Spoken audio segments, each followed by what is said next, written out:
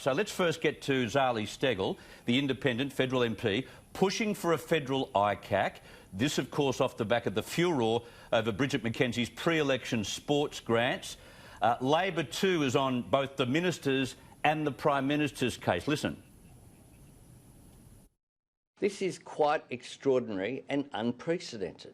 This is outrageous behaviour by a government that really believes that it has a right to do whatever it likes, whenever it likes, wherever it likes.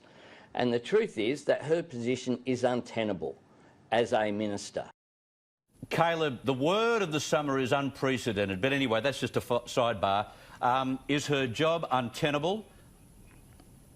No, I don't think it is. I mean, you find me a single government on the face of the planet that would not take advantage of the fact that it has money to spend and use that to its own advantage. They've all done it. I mean, it just seems like they all do it. Every government does it, and they don't always do it as obviously, perhaps, as the federal government did it in this case.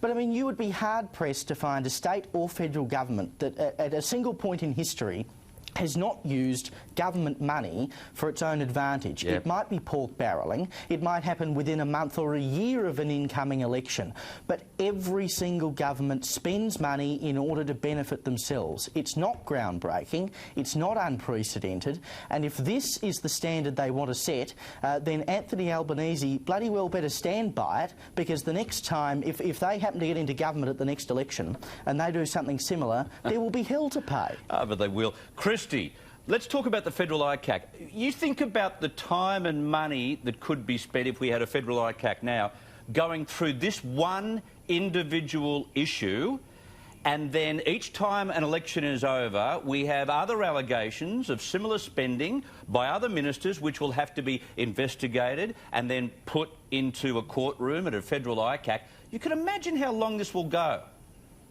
Of course. Well, it's a big house, Parliament. It's about 5.5, 6 kilometres square, and it's a big glass house for those that want to throw stones, Chris. So for Anthony Albanese to say this is unprecedented, it hasn't been too long since we've had a Labor government. If you are calling to open up the books, Anthony Albanese, open them up. But, you know, this is a mistake that Barry O'Farrell learnt, Chris, which you will well remember, setting up the state ICAC. I think he had to sack 4 of his own ministers, and in the end, you know, obviously himself. Before they got to Ian MacDonald and Eddie Obeid way down the track, Arthur Sinodinos got caught up in it for a while. I mean, these things cost a lot of money and no stone is left undisturbed. There are a lot of journalists in the press gallery who are very young with very, very short memories. Yeah, good point. However, there are a lot of old hand ones as well who, if Albanese wants to start saying unprecedented, they will remember some of the precedents. Yes. If you're going to have a federal ICAC, I sort of digress now, but don't have it like the one in New South Wales.